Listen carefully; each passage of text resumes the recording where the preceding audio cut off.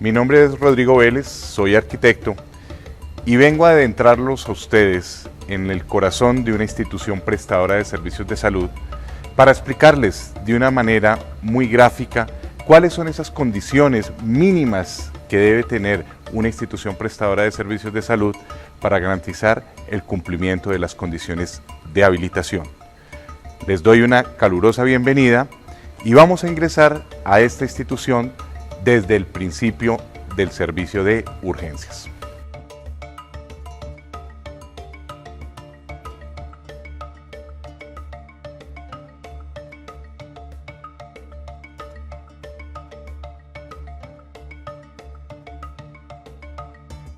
Vamos a iniciar nuestro recorrido por el servicio de urgencias. El servicio que requiere todas las condiciones de accesibilidad porque es donde ingresa el paciente que llega en estado crítico. Desde las salas de espera, como vamos a ver ahorita las condiciones, hasta todo lo que son los recorridos, circulaciones, deben darme las condiciones para permitir unos procedimientos, permitirme la accesibilidad, la oportunidad y la seguridad al paciente. Tenemos ambientes como el que tenemos acá de la sala de reanimación. El área de reanimación debe estar inmediatamente al acceso del servicio de urgencias. Es el ambiente que debe garantizarle la accesibilidad y la oportunidad al procedimiento de reanimación del paciente. Básico, la accesibilidad. Alrededor de la camilla debo permitir la cantidad de equipos y de personal requerido para el procedimiento. Cuenta con una estación de trabajo con poceta para lavado y desinfección del material. Cuenta con tomas eléctricas conectadas a la red de emergencia de la institución. Cuenta con oxígeno y cuenta con un lavamanos para garantizar todo el proceso de saneamiento básico previo al proceso de reanimación del paciente. El área mínima que se requiere para reanimación es de 12 metros cuadrados por camilla de reanimación. Debe contar con iluminación y ventilación natural y o artificial. Y sus acabados deben permitir los procesos de lavado y desinfección profundo en todos sus elementos, en pisos, paredes y techos. Estos deben ser lisos, lavables e impermeables. El acceso al área de reanimación debe garantizarme la entrada de un paciente en estado normal o de una camilla en estado normal o en estado de emergencia. Mínimo debe ser de 1,40 en caso de que tenga puertas. Para poder garantizar todo el equipo y el personal requerido para el procedimiento de reanimación. Tenemos elementos de apoyo como las estaciones de trabajo con pocetas, los lavamanos para garantizar todo ese proceso de bioseguridad que se requiere de acuerdo a los protocolos asistenciales. Las condiciones de los acabados de estas zonas de procedimiento, al igual que todas las zonas de procedimiento que vamos a ver a lo largo de la institución, deben contar con pisos, paredes y techos que me permitan procesos de lavado y desinfección. Deben ser lisos, lavables e impermeables. Elementos fundamentales como la estación de enfermería, la cual debe contar con sus ambientes de apoyo, trabajo limpio, trabajo sucio, depósito de medicamentos, depósito de equipos, me deben servir para garantizar el funcionamiento de un servicio como el de urgencias.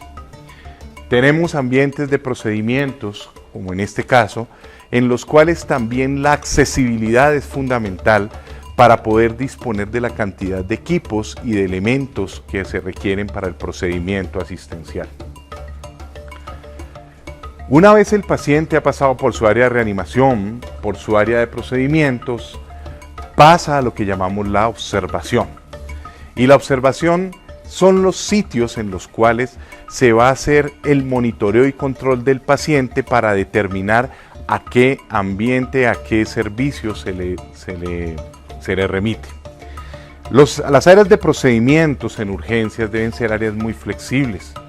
Debo tenerlos discriminados por sexo, me explico, deben tener discriminados pacientes hombres, pacientes mujeres y por edad pacientes pediátricos, observación hombres, observación mujeres y observación pediátricos.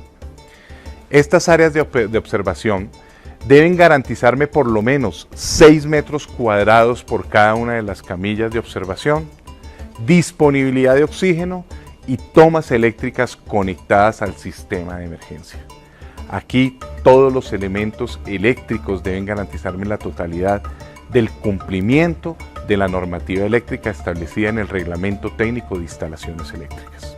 Las salas de espera, estas deben garantizar poder albergar en su área la cantidad de pacientes y de acompañantes requeridos dentro de cada uno de los servicios que vamos a identificar en este recorrido. Estas salas de espera deben contar también con unidades sanitarias discriminadas por sexo y también poder dar cumplimiento a la Ley 361 de Integración Social a las personas con discapacidad, la cual me exige por lo menos una unidad sanitaria para personas con discapacidad o con movilidad reducida.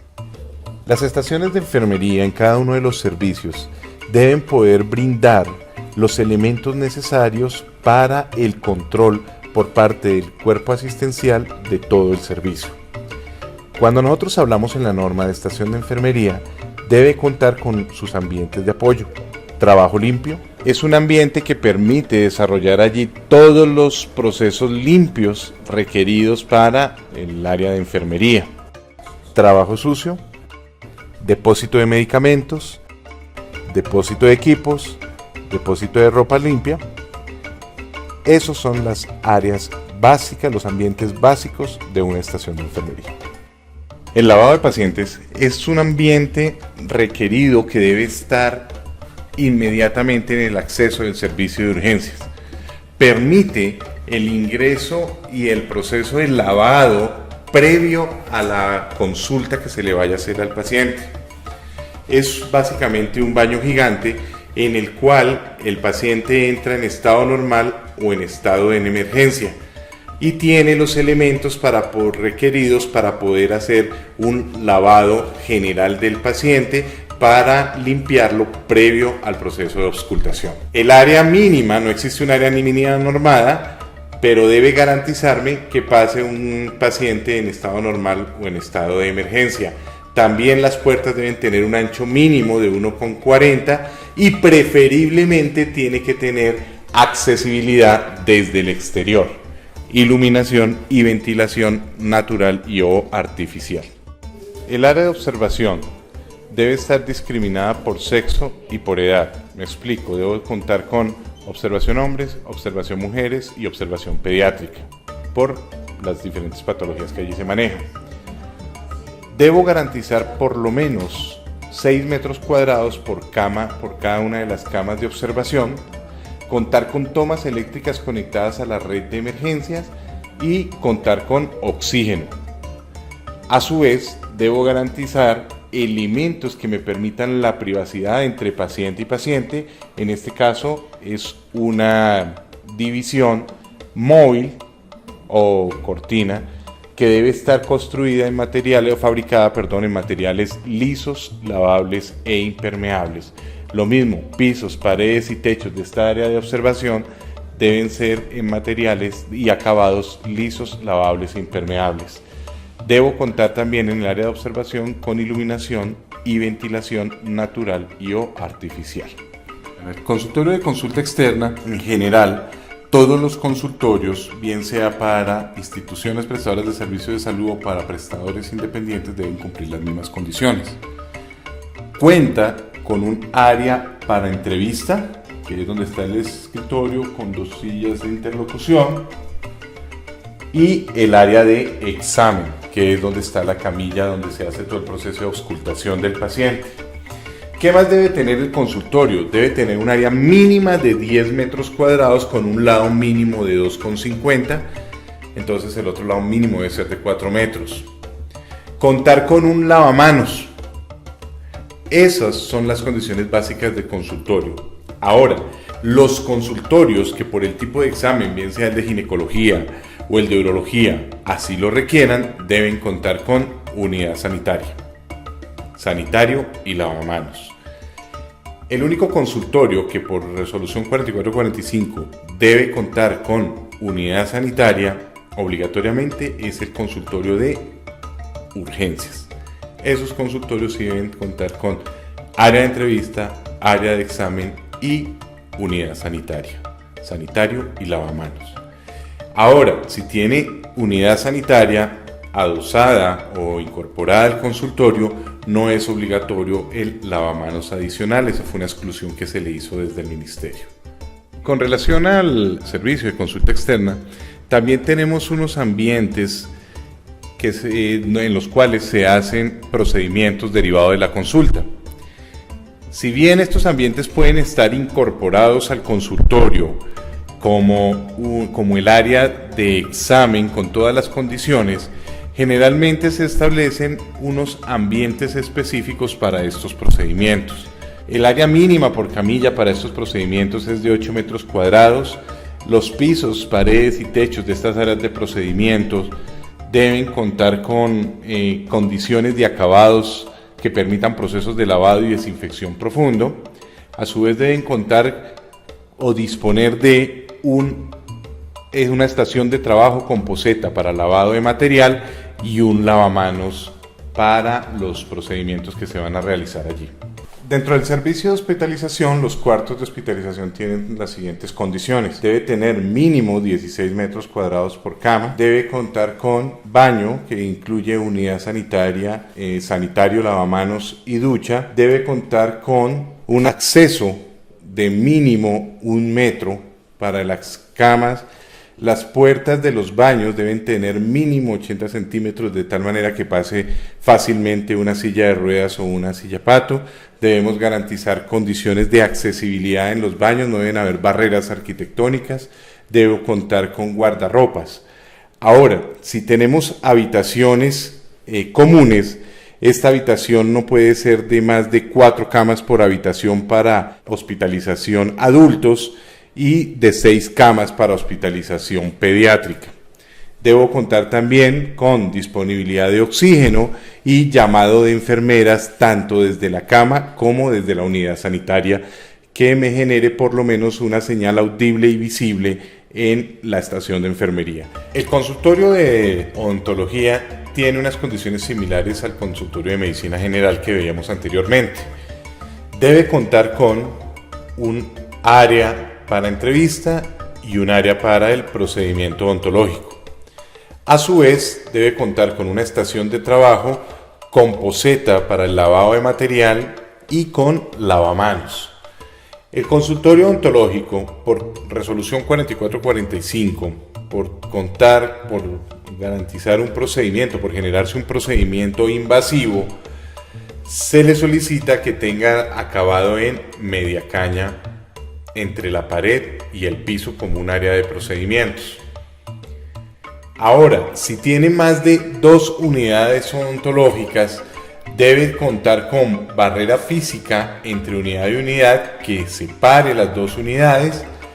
Por lo menos por cada 2 unidades odontológicas se debe garantizar un área de entrevista y por cada 3 unidades odontológicas se debe garantizar un lavamanos. Esas son básicamente las condiciones del consultorio. Pisos, paredes y techos de un consultorio odontológico deben ser recubiertos en materiales que permitan facilidad en lavados y desinfección. Deben ser lisos, lavables e impermeables. Esas son básicamente las condiciones de un consultorio odontológico. Hay algo que es importante tener en cuenta, es la accesibilidad. Por lo menos debe permitirse que un paciente en condiciones de discapacidad o con movilidad reducida pueda acceder a los servicios de salud. Es por eso que, aunque sea consulta externa, la condición de accesibilidad es fundamental dentro de un proceso de habilitación.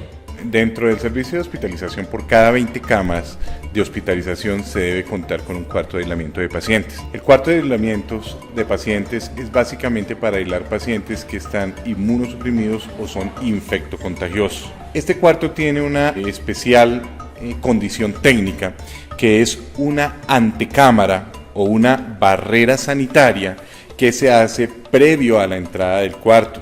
Es básicamente para generar, como su nombre lo indica, un aislamiento. Entonces se abre la puerta, se entra ante cámara, se cierra la puerta, se hace todo el cambio, se hace un proceso de lavado porque además cuenta con una poceta para lavado de manos y se ingresa ya a la habitación como tal, que es una habitación que tiene las mismas condiciones de cualquier habitación de hospitalización. Lo único de diferente es esta antecámara y que deben indicarse o deben tenerse a la vista las indicaciones claras del manejo del paciente que tenemos adentro de la habitación. Esta habitación, por lo demás, cumple con las mismas condiciones de una habitación normal, en donde tiene un área mínima de 16 metros cuadrados por cama, debe contar con unidad sanitaria, ducha y lavamanos, o sea, con baño, la accesibilidad en toda su área, en toda su extensión, desde el baño hasta la habitación. Se solicita que si es para un aislamiento de pacientes infectocontagiosos, el diferencial de presión entre el exterior y el interior de la habitación debe ser negativo. Dentro de los servicios de apoyo encontramos el laboratorio clínico, el cual las condiciones de infraestructura básicamente deben garantizar procesos de lavado y desinfección, o sea, pisos, paredes y techos me deben permitir procesos de lavado y desinfección profundo. Debo tener secciones separadas para cada uno de los procesos debidamente identificadas. El área técnica en mediana y alta complejidad debe estar separada del área administrativa, pero básicamente hoy en día el laboratorio, el ambiente físico me lo determinan los equipos que en estos momentos tengan las instituciones.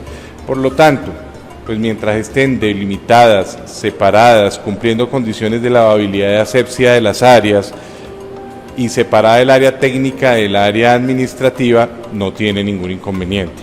¿Qué más debe contar? Debe contar con vestieres para el personal, unidades sanitarias para el personal, debe contar con una ducha manual o lavaojos por si hay algún caso de que a alguno de los funcionarios le salte algún tipo de elemento a la cara, rápidamente él pueda lavarse.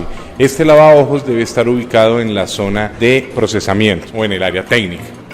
También tenemos que tener en cuenta que en el laboratorio, por los procesos que allí se realizan, el área de microbiología es la única área que debe ser totalmente independiente, exclusiva, delimitada, de circulación restringida. Tanto los pisos, paredes y techos del laboratorio deben estar construidos en materiales lisos, lavables e impermeables. A su vez, los otros laboratorios como el de histotecnología, el de citopatología, las condiciones de infraestructura son totalmente similares a las del laboratorio clínico. Lo mismo la del banco de sangre. El banco de sangre no lo verificamos por habilitación, el banco de sangre se verifica por el INVIMA. El servicio de imagenología, básicamente lo que nosotros vamos a solicitarle al prestador es la licencia. Si él cuenta con la licencia expedida por la entidad territorial, pues cumple las condiciones de habilitación. Ahora, sin embargo, no obstante lo anterior, es importante que verifiquemos las condiciones de accesibilidad, de orden, de aseo, de limpieza que deben tener estas áreas. Es importante acotar que dentro de estos servicios de imagenología de apoyo, en los que cuenten con medicina nuclear, la licencia la expide no la Dirección Territorial de Salud, sino el Ministerio de Minas y Energía. Si cuenta con la licencia establecida por el Ministerio de Minas y Energía, el ambiente cumple con las condiciones de habilitación.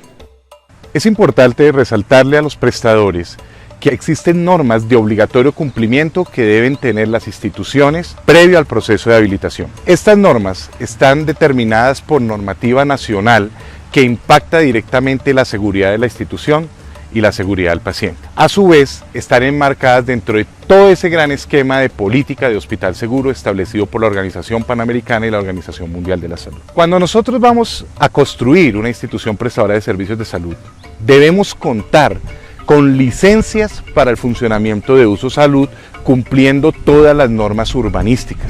A su vez, debemos evaluar que los lotes y los sitios donde vayamos a construir nuestra edificación sean sitios que cumplan con las condiciones de seguridad, haberles hecho sus estudios de amenazas y de riesgos y poder ubicar nuestras instituciones dentro de zonas y áreas totalmente seguras. A su vez, es obligatorio que las instituciones cumplan toda la normativa de sismo resistencia establecidos por la NSR 10 o norma sismo resistente del 2010. Desde esa perspectiva, sin ser un proceso que un habilitador pueda verificar en su momento por las competencias, sí la institución debe cumplir todo el tema de infraestructura y todo el tema de sismo resistencia, basados en la política de Hospital Seguro. Hay un tema que genera el mayor riesgo desde la perspectiva de riesgo al paciente, que es todo el tema eléctrico. Hay una normativa nacional establecida por el Reglamento Técnico de Instalaciones Eléctricas o el famoso RETIE, que es de obligatorio cumplimiento y el cual me determina que toda institución prestadora de servicios de salud debe garantizar el cumplimiento de la norma técnica eléctrica del Código Eléctrico Colombiano. También se deben implementar todo el tema de planes de emergencias y desastres, todo el tema de señalización de la institución, todos los temas que de alguna u otra forma, sin ser elementos que impacten directamente en la habilitación del prestador, sí son de obligatorio cumplimiento e impactan directamente con la seguridad del paciente. Es por esto que cuando vamos a hablar nosotros de un proceso de verificación, previo a iniciar toda la evaluación de la parte asistencial, debemos documentar al verificador con los elementos, con las pruebas requeridas por las licencias ambientales, licencias de construcción, estudios, y garantizar que esos se hicieron en su momento de acuerdo a la normativa nacional. Es por esto, señores verificadores, que debemos por lo menos recibir todas las evidencias por parte de las instituciones de que están cumpliendo con estas normas nacionales. Lógicamente, desde la perspectiva de habilitación, no nos va a generar el cierre o el incumplimiento, pero sí debemos dejar consignado si la institución ha efectuado o no ha efectuado el cumplimiento de esta normativa adicional de obligatorio cumplimiento para las instituciones de salud a nivel nacional.